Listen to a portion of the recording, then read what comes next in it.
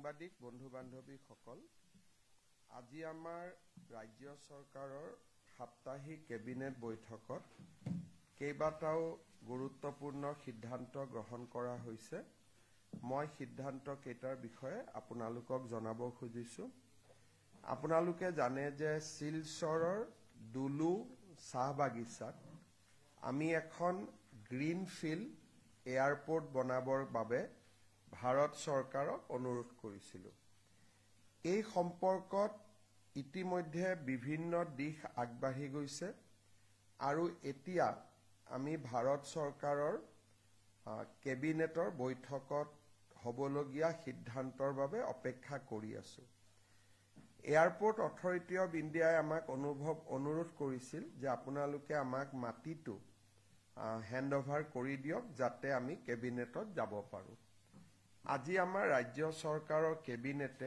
Airport authority of India লিমিটেডক প্ৰায় 3000 বিঘা মাটি দলু T ষ্টেটৰ যি চৰকাৰীকৰণ ইতিমধ্যে হৈ গৈছিলে এই মাটিডোখৰ আমি তেওঁলোকক হেণ্ডঅভাৰ কৰি দিয়াৰ সিদ্ধান্ত লৈছো যাতে তেওঁলোকে কেবিনেটত এই এয়াৰপোৰ্টখন অনুমোদনৰ চূড়ান্ত ব্যৱস্থা গ্ৰহণ কৰিব পাৰে আজি মিছন বসুন্ধৰাৰ অধীনত কেবিনেটে প্ৰায় 1200 পৰিয়াললৈ ভূমি আবণ্টনৰ সিদ্ধান্ত মঞ্জুৰ কৰে আজি আমাৰ কেবিনেটত আসাম লজিষ্টিক এণ্ড ওৱেৰহাউচিং পলিচি 2025 আমি অনুমোদন কৰোঁ ইয়াৰ জৰিয়তে আমি অসমক এখন লজিষ্টিক হাবলৈ ৰূপান্তৰ কৰাৰ বাবে আমি চেষ্টা কৰিম কাৰণ গোটেই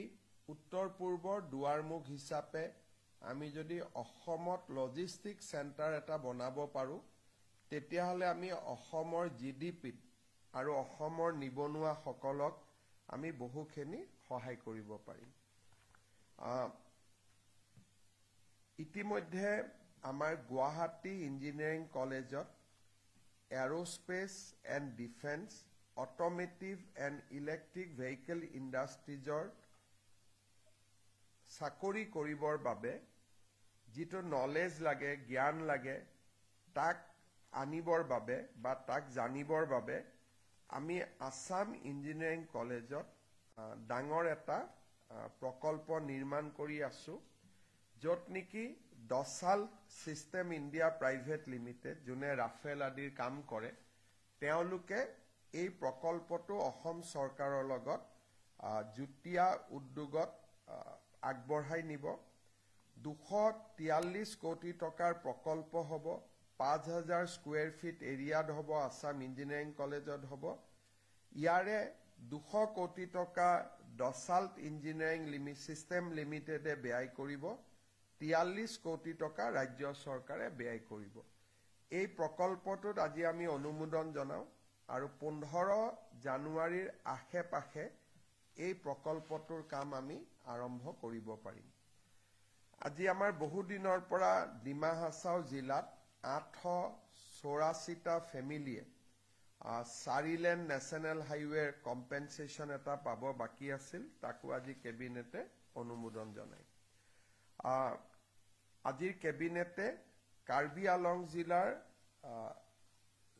লংবাকুক বুলি স্থানত এখন নতুন সৈনিক স্কুল নিৰ্মাণৰ সিদ্ধান্তক অনুমোদন জনায় এই সৈনিক স্কুলখন নিৰ্মাণ কৰোতে প্ৰায় 335 কোটি টকা ব্যয় হ'ব ৰাজ্য চৰকাৰ আৰু কেন্দ্ৰীয় চৰকাৰে যুটীয়াভাৱে এই ব্যয় বহন কৰিব আমি এই সৈনিক স্কুলখন নিৰ্মাণৰ বাবে প্ৰয়োজনীয় প্ৰশাসনীয় অনুমোদন আজি কেবিনেটে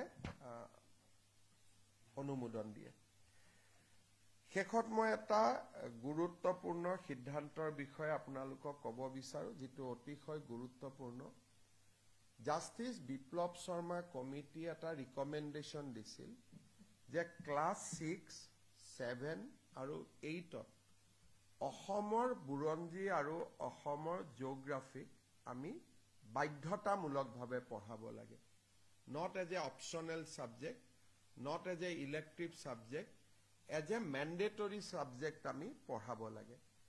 আজি আমাৰ কেবিনেটে 50 নম্বৰৰ অসমৰ বুৰঞ্জী আৰু 50 নম্বৰৰ অসমৰ জিঅ'গ্ৰাফী দুখন স্বতন্ত্ৰ দুটা পাঠ্যক্ৰমক আজি কেবিনেটে মঞ্জুৰি দিছে।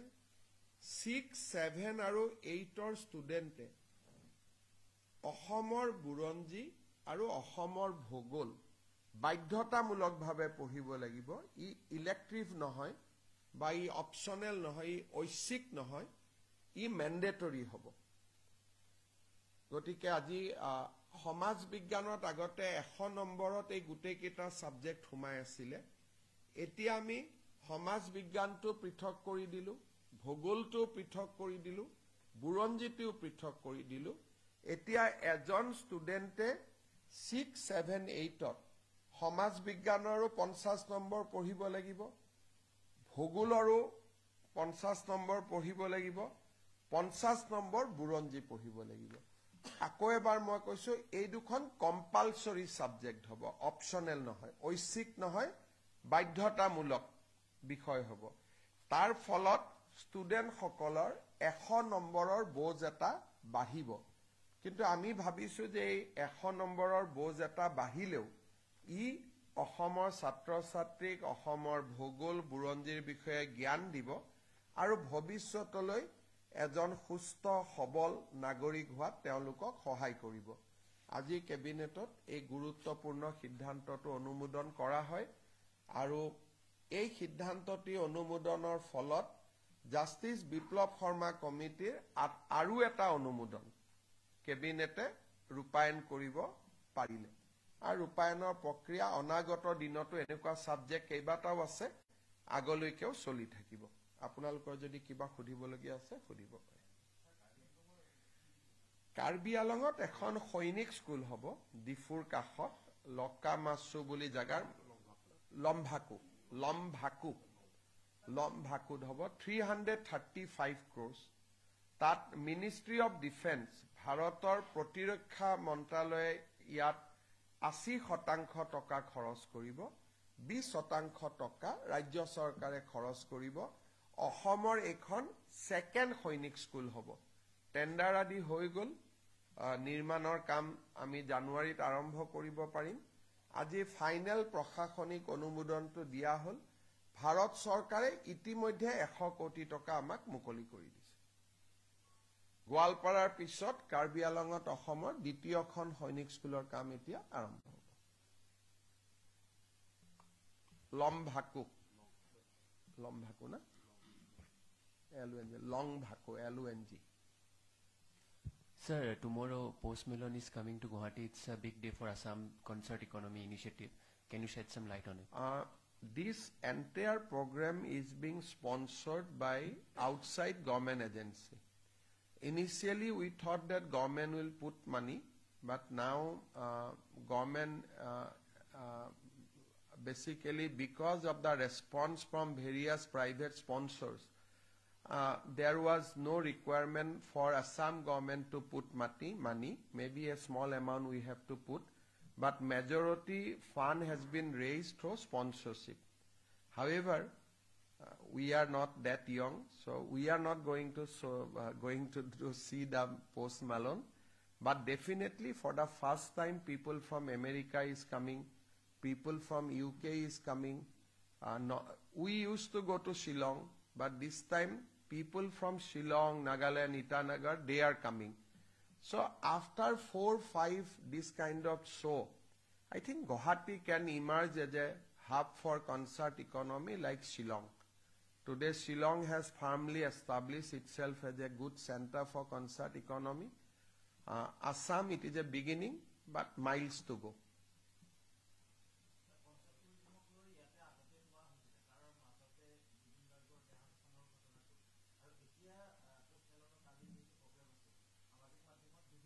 সামাজিক মাধ্যমে এইটো কথা বুজি পাব লাগে যে জুবিন গাৰ্গ জীয়াই থাকোঁতেই পোষ্ট মালন আহাৰ সিদ্ধান্ত লোৱা হৈছিল আৰু জুবিন গাৰ্গে ইয়াক কেতিয়াও বিৰোধিতা কৰা নাছিল। শিল্পীকটো শ্ৰদ্ধা জনাই শিল্পীয়ে গতিকে যিসকলে বিৰোধিতা কৰিছিলে এইটো তেওঁলোকৰ কথা হ'ব পাৰে, এইটো ডেফিনেটলি জুবিন গাৰ্গৰ কথা নহয়। কাৰণ জুবিন গাৰ্গ জীয়াই থাকোঁতে কেবিনেটে কনচাৰ্ট ইকনমিৰ সিদ্ধান্ত লৈছিল, পোষ্ট মালন আহিব বুলি জুবিন গাৰ্গ থাকোঁতেই সিদ্ধান্ত লোৱা হৈছিল। আৰু শিল্পীয়ে শিল্পীক কেতিয়াও বিৰোধিতা নকৰে। আৰু মই ভাবোঁ যে অসমলৈ আহিলে পোষ্ট মালনেও জুবিনৰ বিষয়ে জানিব পাৰিব। It is good for Assam, ভাল হ'ব। আৰু ইয়াত নাহিলেওতো টিভিত মানুহে চাবই পাৰিব। গতিকে অসমত কনচাৰ্ট ইকনমি আগবাঢ়িলে আমাৰ নিশ্চয় অসমৰ নাম হ'ব, অসমৰ গৌৰৱ হ'ব, ৰাজ্যখন আগুৱাই যাব।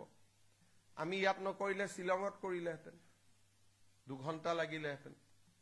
গুৱাহাটীৰ পৰা ল'ৰাবোৰ শ্বিলঙলৈকে গ'লহেঁতেন। গতিকে আজি যুৱ সমাজে ইয়াতে সুযোগ পাব। হ'ব। খালি এটা কথা, সংবাদ মাধ্যমত প্ৰচাৰ কৰাৰ দৰে এইখন অসম চৰকাৰৰ ইভেণ্ট নহয়। আমি মাত্ৰ ফিল্ড দিছোঁ, সহযোগিতা কৰিছোঁ, কিন্তু আমাৰ ইভেণ্ট নহয়, আমি তাত কোনো চাব নাযাওঁ।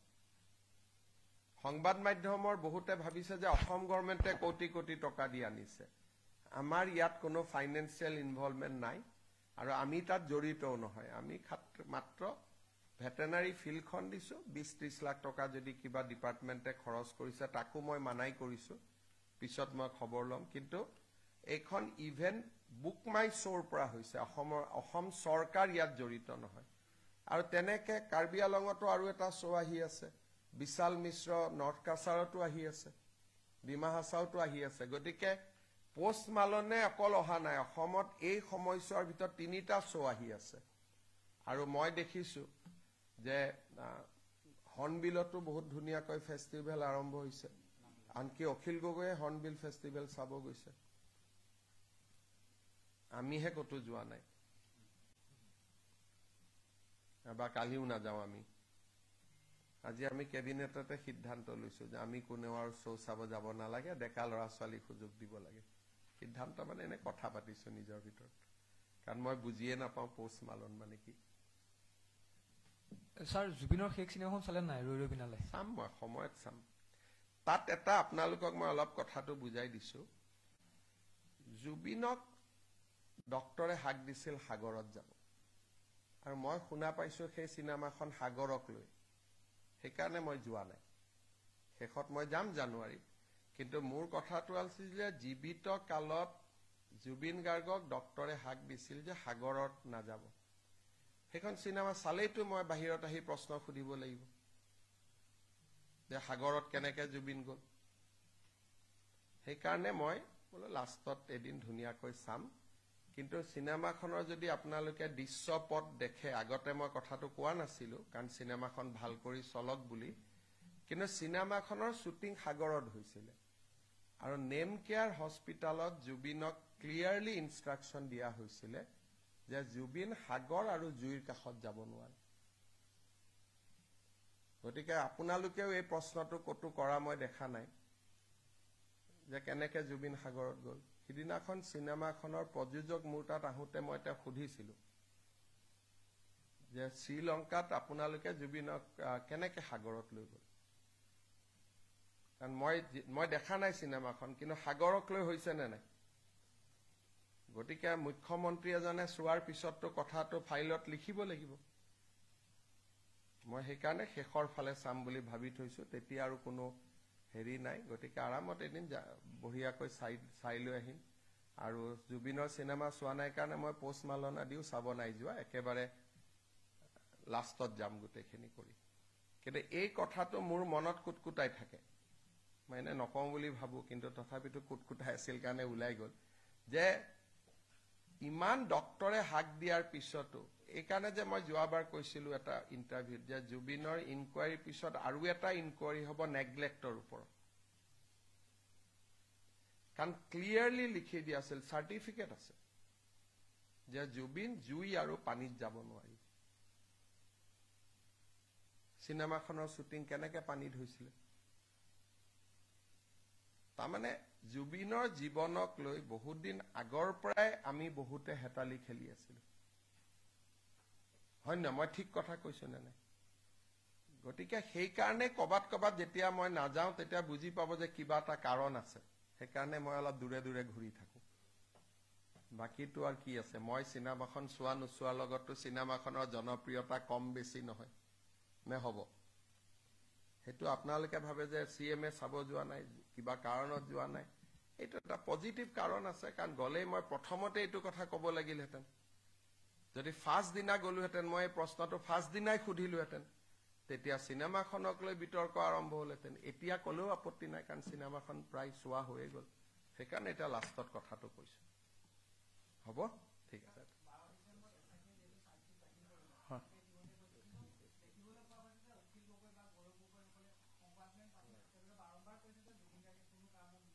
তেওঁলোকে শ্যামকানু মহন্ত আৰু কি নাম তাৰ সিদ্ধাৰ্থ শৰ্মাক বচাব খুজিছে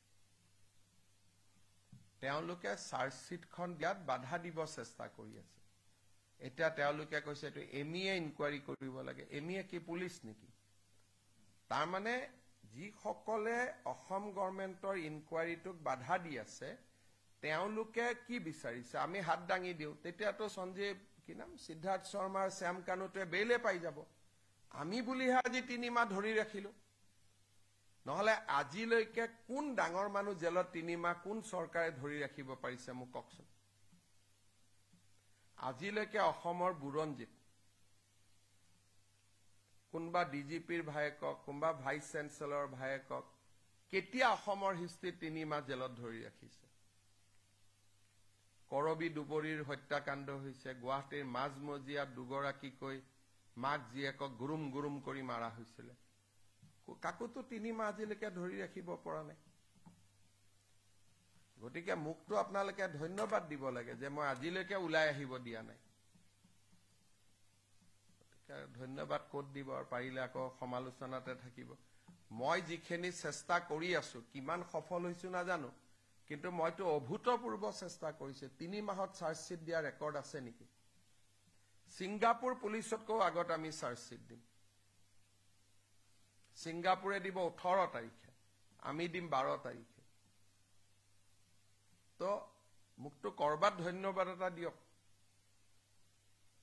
দিব লাগে নে নাই কওকচোন আজি 3 মাহটো বেল হোৱা নাই আজি 3 মাহ হৈ গ'ল আগতে মোক কি কোৱা হৈছিল যে তেওঁলোকৰ লগত ভাল এতিয়া কোনে ওলালে বাৰে বাৰে ইনকুৱাৰীটো বেয়া বেয়া বেয়া বুলি কোনে কৈ আছে যিসকলে সিদ্ধাৰ্থ আৰু শ্যামকানুক দোষী সাব্যস্ত হোৱাটো নিবিচাৰে প্ৰথমতে কি কৈছিল ভাল জেলত লৈ গ'ল অতিথিশালাত লৈ গ'ল এতিয়া আপোনালোকেতো এদিন হলেও লিখিব লাগে যে 3 মাহি মাটি থুই আছে বুলি কোনেতো নিলিখে আজি 3 মাহ যে সিদ্ধাৰ্থ শৰ্মাৰ শ্যামকানু শৰ্মা মাটি থুই আছে যিবিলাকে ৰিজৰ্টত পঠোৱা বুলি লিখিছিল আজিলৈকেতো কোৱা নাই যে আমাৰ ভুল হৈছিল মুখ্যমন্ত্ৰীক এনেকে গালি পাৰাটো ভুল হৈছিল ক'ব লাগিছিল নাই কোনবাই কওকচোন তাতে ভূত ওলাই ভাবে ৰাতি চিঞৰ বাখৰ হয় মহৰ আঠুৱা দিয়া নাই মোবাইল ফোন দিয়া নাই খাব ভালকৈ পোৱা নাই জেলৰ যি নিয়মতকৈ এটা টুকুৰা ৰুটি ভালকৈ খাব দিয়া নাই 3 মাহটো হৈ গ'ল চাওঁতে চাওঁতে কোনেওতো জামিন ল'ব পৰা নাই নে পাৰিছে কওক কালি মই উমৰাংশু যাওঁতে এছপি সুধিছিলো পৰহি তাতে দুটা আছে কেনেকে আছে বোলে ছাৰ এনেকুৱা হৈ গৈছে আপোনালোকে এইটো নিলিখে যোৱাৰ দিনাখন কোনে হুলস্থুল কৰিছিল বাহিৰত সেইটোতো গোটেই ৰাতি ধাৰাভাষ্য দিছিল এতিয়া কোনেও নিলিখে গতিকে আপোনালোকে অলপ মোৰ ফালেও চাব যে মই কাবাৰ নিয়ম মতে হয়তো মই কৰিব পৰা নাই কিন্তু মই যিখিনি কৰিছো আগতেওতো কোনেও কৰিব পৰা নাছিল কিমান ডাঙৰ ডাঙৰ ক্ৰাইম অসমত হৈ গৈছে তেনেকে কাবাক ডাঙৰ মানুহৰ ঘৰৰ ল'ৰা আজিলৈকে 3 মাহ আছে নেকি জেলত কিবা নহয় কিবা কৰিটো ওলাই আহে মইতো ধৰি ৰাখিছো আমাৰ গভৰ্ণমেণ্টে ৰাকেশ পালক ধৰি ৰাখিলে আৰু আমি এতিয়া শ্যামকানু সিদ্ধাৰ্থক ধৰি ৰাখিলো কংগ্ৰেছৰ দিনত কাক ধৰি ৰাখিছিল কক আজিলৈকে তেতিয়া ক্ৰাইম হোৱা নাছিল সেইকাৰণে আপোনালোকে চাব যে অসমৰ মানুহে আমাক কিয় ভাল পায় আপোনালোকে ইমান লিখাৰ পিছতো হাজাৰ হাজাৰ মানুহ আমাৰ মিটিঙত কিয় আহে কাৰণ জানে যে তেওঁলোকে কামটো কৰিবই আৰু মানুহে মুখহে কৈ আছে ছাৰ ন্যায় দিব বুলি মোক কিমান বিশ্বাস কৰে আৰু আমি সেইকাৰণে 12 তাৰিখতে ছিংগাপুৰে দিব 18 ছিংগাপুৰতকৈ আগত আৰু চাৰ্জশ্বিটখন দেখিলে আপোনালোকেতো বুজিয়ে পাব গোটেই ঘটনাটো কি হৈছিল এপ্লাই কৰিব লাগিব খালি কপিটো আমি দিব নোৱাৰো কপিটো আপোনালোকে এপ্লাই কৰি পেলাই কোৰ্টৰ পৰা নিব লাগিব বুজি পালে গতিকে এইটোৱে কথা আৰু গৌৰৱ গগৈ অখিল গগৈ কি বিচাৰিছে তেওঁলোকৰ পৰা বুজি ল'ব আমি যদি কাবাক ইনকোয়াৰিটো দি দিওঁ মানুহ দুজন জামিনত যাব তেতিয়া টিভিৰ আগত ক'ব লাগিব যে এওঁলোক দুজন আমাৰ মূৰ্খামিৰ কাৰণে জেলত গলে হিমন্ত বিশ্ব শৰ্মা দায়ী নহব জামিনত গলে আজি যদি অসম পুলিচে কেছটো সিবিআইক দি দিয়ে লওঁতে মাজত 2 মাহ লাগিব নে নাই 2 মাহততো তেওঁ 18 তাৰিখে জামিনত গুচি যাব সিদিনাখন যাতে মোক লিখি দিব লাগিব টিভিত সিবিআইক দিব লাগিলে মই সিবিআইক দিম 24 ঘণ্টাত এমইএক দিব লাগিলে এমইএক দি দিম 24 ঘণ্টাত খালি মোক ক'ব লাগিব যে এই এজেন্সিৰ হাতত যদি বেল পাই জামিন পাই আমি মুখ্যমন্ত্ৰীক দোষ নিদিওঁ হেতু কৈছে নেকি কোৱাটো নাই গতিকে এইবিলাক হৈছে ৰাজনীতি কৰি খাব আহিছে জুবিনৰ নামত সিহঁতক ভোট লাগে আৰু মুখ লাগে জুবিন জীয়াই থাকক অসমৰ মানুহৰ মাজত গানেৰে গতিকে তেওঁলোক আৰু মোৰ ৰাস্তাটো বেলেগ বেলেগ এটোৱে কথা হ'ব ধন্যবাদ